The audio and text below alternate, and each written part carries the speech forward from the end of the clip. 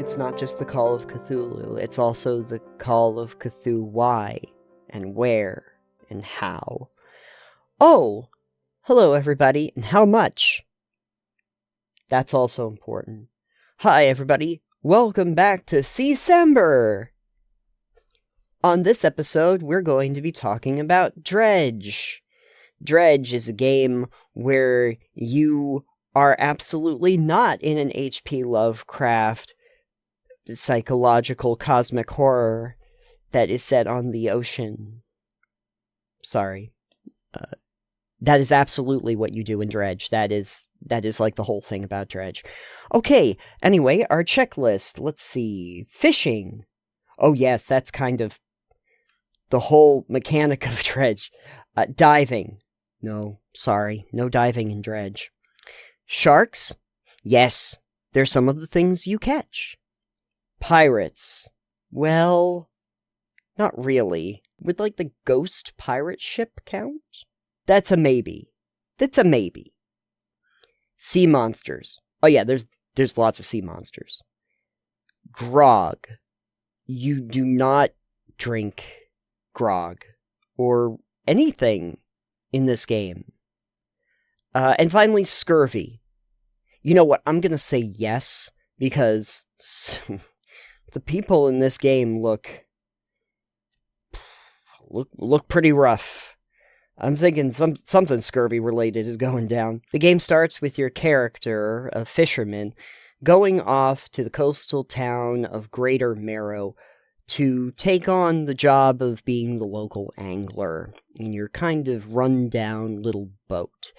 But this, of course, becomes more mysterious as you realize that the characters in this game are odd. They're just odd, and there's odd things happening in the waters off the coast of this town. You start to explore that in more depth as the game goes on, but this is very influenced by the works of something like an H.P. Lovecraft. The idea of these abominations under the water, something otherworldly that we can't quite perceive ourselves. Eventually, you run across a character called the Collector. This happens fairly early on, and the Collector needs a few choice artifacts and sends you out onto a mission to find them. This is sort of the main mission structure of the game, where you go to several different island chains that are around Greater Marrow, and each one of them holds secrets to a treasure that you have to get. The basic mechanics of the game: you going out in your boat, finding a fishing spot, and dredging up whatever happens to be under the waves. Sometimes it's going to be materials. Sometimes it might be trinkets you can sell. Sometimes it's going to be fish. And these are all very useful things to catch. Fish are prone to expire, though. So you have to be aware that if you keep them in your inventory for a long period of time, they start to become stale and will eventually rot away. So if you're going to sell them, try to sell them fresh, as quickly as you possibly can. There's also some shrines and other specific people that are around that might be looking for those fish in order to complete certain mission structures. There's also some people that would need equipment that you get, like, for instance, metal chunks or wood, but the main reason why you collect those resources is so that you can upgrade your ship. Because, you see, when you get this rinky-dink little tub you're on, it's not really that impressive. You can't store much in its hull. Something that I think is really interesting as a mechanic is that your hull isn't just there to store things. It's got a very specific configuration, and in addition to having to, like, maneuver and position all of your equipment into the layout that it gives you, like it's Backpack Hero or something like that, this is also the place where any of your equipment, like your fishing poles, or your dredging nets, or your engines, and your lights are located. And they also have to be in this configuration, sometimes in very specific spots in your configuration. So now you got to figure out how you're managing everything in your hull. This really is kind of like the micromanagement portion of our program, and it is something that you're going to want to increase as quickly as possible. Luckily, there are many different upgrades to make that a reality for yourself. There are also like these tech gears that you collect over the course of the game that can be used to unlock new types of equipment that you can buy. Some of them are nets and fishing rods that will work in certain kinds of biomes. Because as you go further and further out from Greater Marrow, you encounter more of these biomes. It starts where you're dealing with like shallows and coastal areas, but then you get to oceanic areas, and then you can get to ones that are in mangroves and volcanic ones, and you need to have the correct materials, the correct equipment in order to fish in those areas. You even get some supernatural abilities so that you can either, go really fast for short periods of time, or you can warp back to the collector's house eventually. These are things that you pick up as you complete some of the main mission quests that take you to these variety of different areas in the game, all of which have little quest lines all of their own. Research scientists, stranded sailors, all of these little characters that you meet along the way that have little quest lines that they want you to complete as well. But I'm overlooking like the biggest mechanical element of this game, which I really should mention at this point, which is the panic system. So, similar to sanity systems, the panic system takes place as night falls in this world. And this has a day-night cycle that is very quick to turn around. It's about half night, half day, and it does not take you very long to move from one to the other. And it ticks along when you're fishing or really doing anything in the game. As long as you're not standing still, the day-night cycle continues on.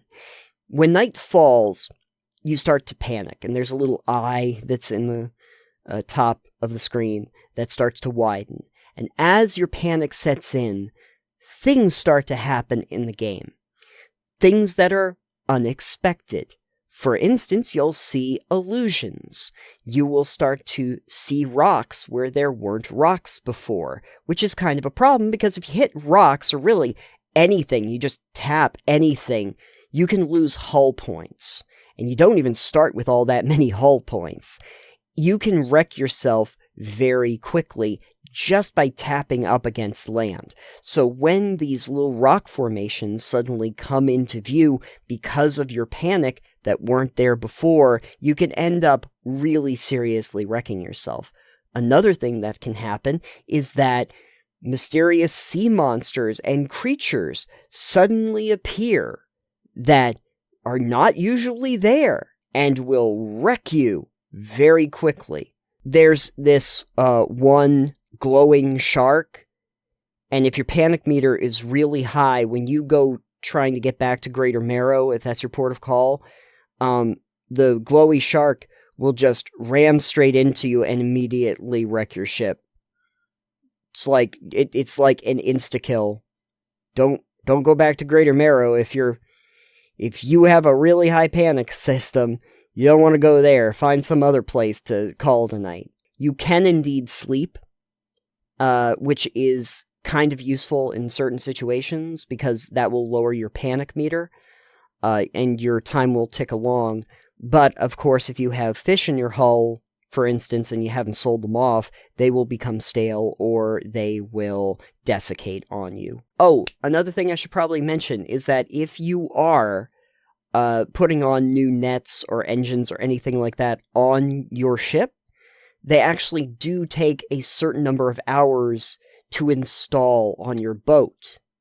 So I did find that it was a lot more useful to wait until night and then go back to a port of call and then have them install any equipment that I wanted to install and do all of that retrofitting while night was there.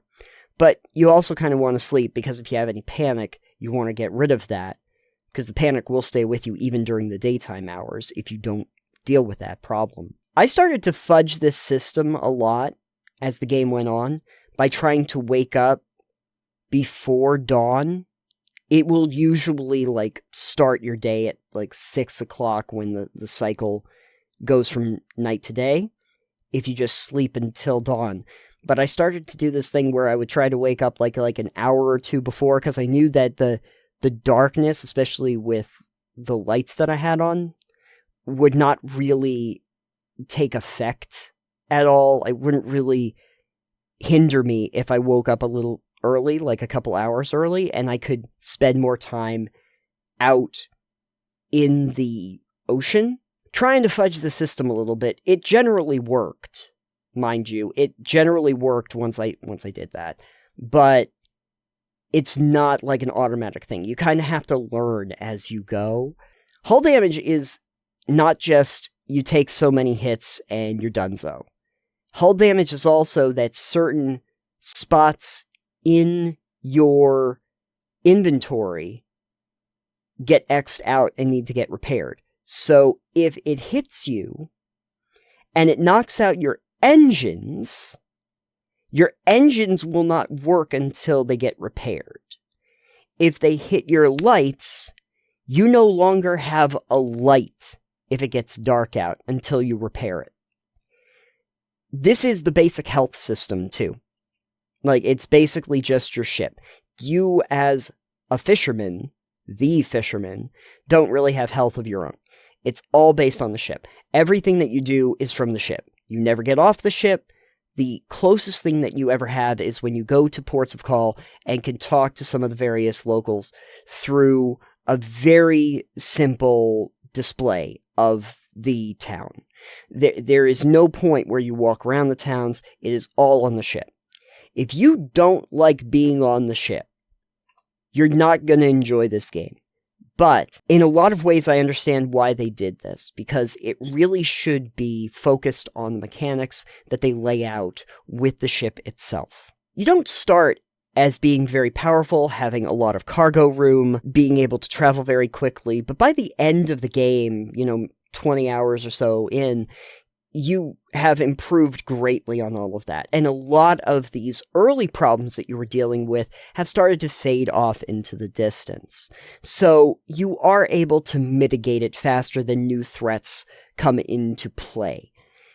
There are definitely more overt, Cthulhian, Lovecraftian elements that come into play eventually at the end of the game. I won't spoil that end for you, but they do become far more obvious as time goes on, and you do start to understand the very trepidatious mental state of your character, and also the really dilapidated state of the colonies and the people that are in this place, and the pain and the sorrow that they've all had to go through. It's not a dark game so much as it is like a morose game. It has dark themes to it. And that is what makes it kind of interesting. It doesn't really have strong survival elements or anything like that. It's not supposed to be. The basic idea of the game is go out onto the ocean, fish for stuff with your little dredging minigame that you do, and then collect your stuff and sell it, or, make some money, upgrade your ship, do all of that fun stuff, meet interesting characters, explore the open waters. But there's this very dismal feel to the game that lends to being something different than the normal experience you would have with any kind of sailing game, right? There's a hostile or a brutal environment that it portrays, and I think that makes it just a little bit more interesting. If I were to give a criticism, and I guess I can give one, is that the inventory part of this game I had to deal with more often than I probably wanted to, and it can kind of slow things down. You know, you catch enough fish, and trying to rearrange everything in your inventory to make it work has a tendency to just slow the game way down, especially when you get into more complex areas later on in the game where some of these fish have very specific kind of combinations that they have to squeeze into your inventory by using a certain kind of configuration. They're all like that.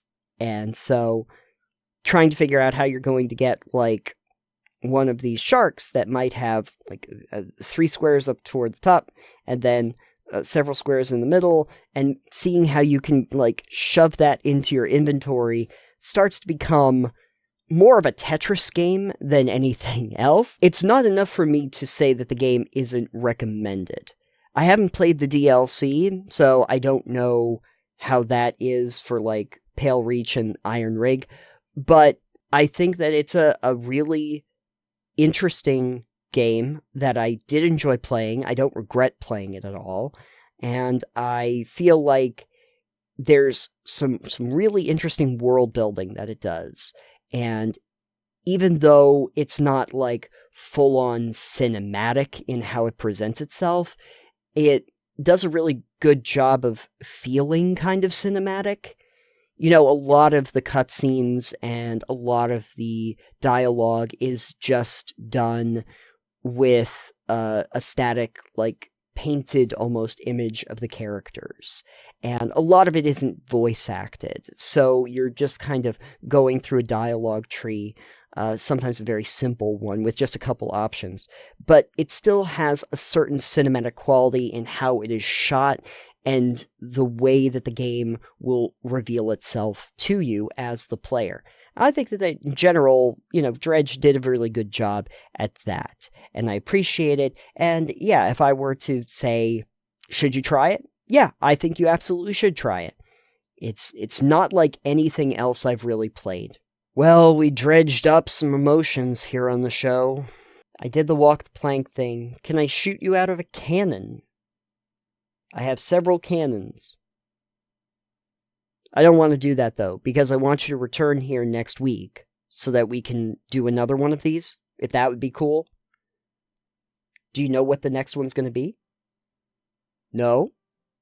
Well, you'll have to stay tuned. You'll have to find out.